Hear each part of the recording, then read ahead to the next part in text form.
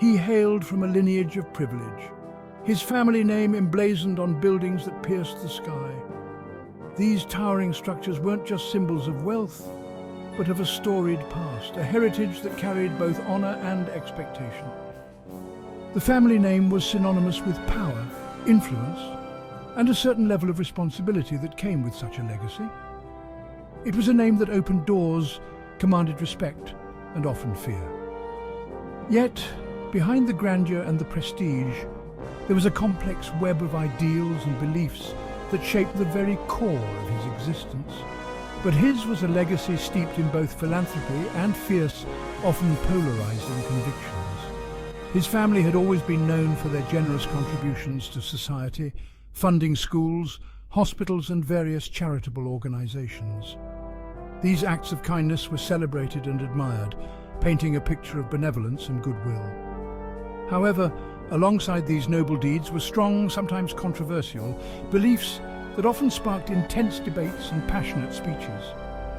These convictions were not just personal opinions, but were deeply ingrained in the family's ethos, passed down through generations.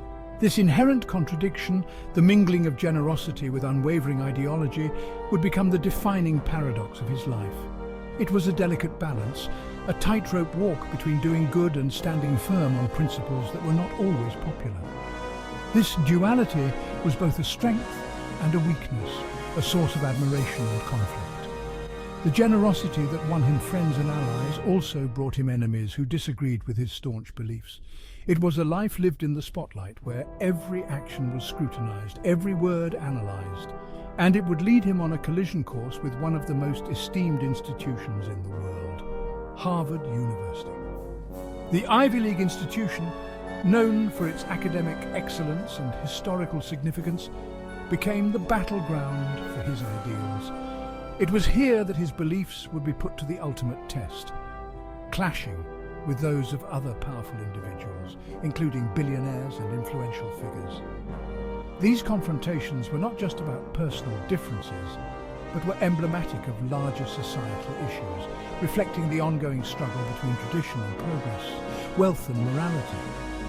The battle lines were drawn not in boardrooms or courtrooms, but in the court of public opinion, fueled by deeply personal beliefs and the weight of history itself. Public protests, historical footage of ideological clashes, and the ever-present scrutiny of the media turned these conflicts into a spectacle for the world to see. It was a fight for the soul of a legacy, a struggle to define what it meant to be a part of a storied lineage in a rapidly changing world.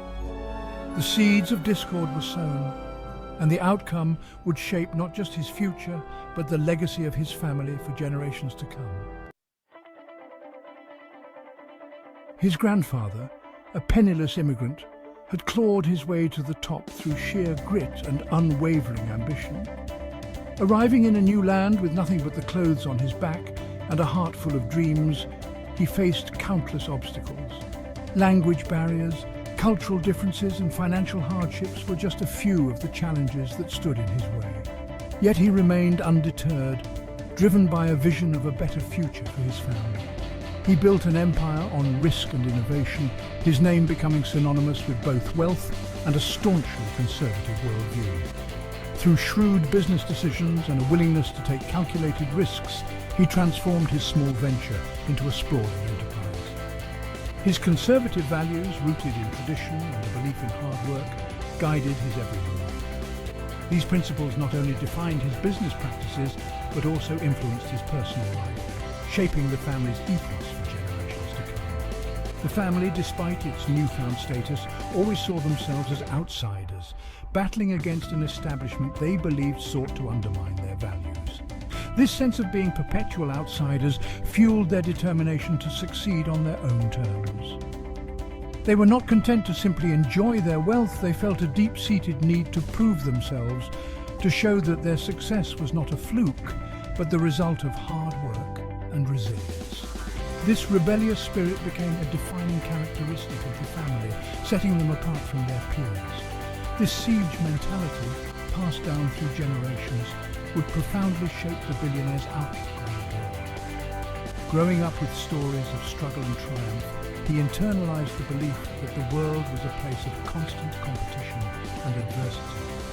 This mindset influenced his approach to business and life, driving him to push boundaries and challenge the status quo.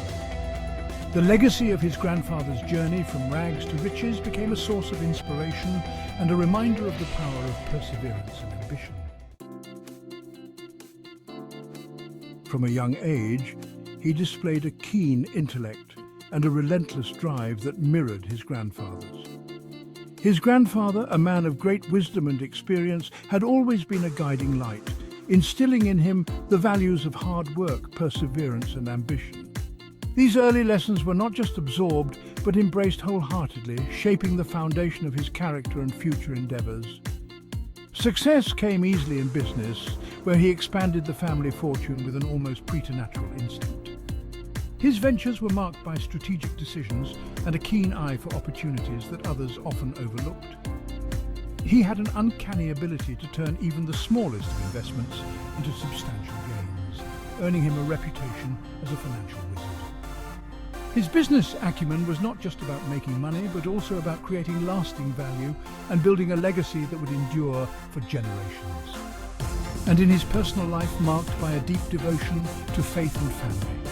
His home was a sanctuary of love and respect, where traditions were honored and cherished. Family gatherings were frequent and filled with joy, laughter, and a sense of belonging. His faith was the cornerstone of his life, guiding his actions and decisions, providing him with a sense of purpose and direction. He was a man who believed in the power of prayer and the strength of community, always striving to live a life of integrity and compassion. But beneath the veneer of success lay a core set of beliefs, inherited and fiercely guarded, that would soon be tested on a very public stage. These beliefs, passed down through generations, were the bedrock of his identity. However, as his influence grew, so did the scrutiny. The public, ever curious and often critical, began to question the very principles that had guided him. This period of challenge and introspection would reveal not just the strength of his convictions, but also the resilience of his spirit. It was a time of great trial, but also of profound growth, as he navigated the complexities of staying true to oneself in the face of external pressures. The conflict began subtly, a disagreement over curriculum at the prestigious university that bore his family name. What started as a philosophical debate over the direction of education quickly escalated, fueled by media scrutiny and the potent combination of wealth and ideology. The billionaire, accustomed to getting his way, found himself facing an adversary as formidable as he was, an institution steeped in centuries of tradition and intellectual freedom. At the heart of the dispute lay a fundamental clash of values. The billionaire, a staunch traditionalist, saw the university straying from its roots, embracing what he perceived as radical ideologies that threatened the very fabric of society. Harvard, on the other hand, prided itself on its commitment to open inquiry and intellectual diversity, pushing back against any attempt to impose a singular worldview. The battle became deeply personal. The billionaire, drawing on his own experiences of prejudice and discrimination stemming from his family's beliefs, saw the university's actions as a betrayal of the very principles they claimed to uphold.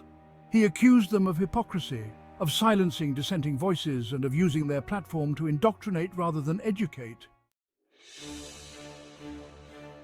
The conflict, played out on a national stage, captivated and divided the nation. Supporters of the billionaire applauded his willingness to challenge what they saw as the unchecked liberalism of elite institutions. Critics, however, accused him of using his wealth and influence to stifle academic freedom and impose his own narrow worldview. As the battle raged on, it raised profound questions about the role of wealth and influence in shaping public discourse.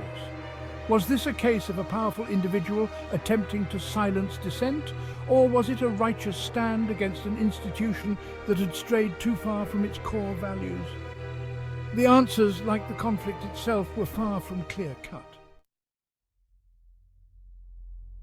The billionaire, undeterred by the criticism and the personal toll the battle had taken, remained resolute in his convictions.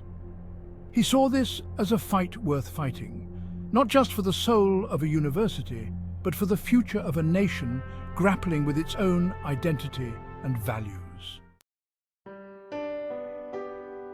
The clash between the billionaire and Harvard serves as a potent reminder of the enduring power of beliefs and the complexities of navigating ideological divides in an increasingly polarized world.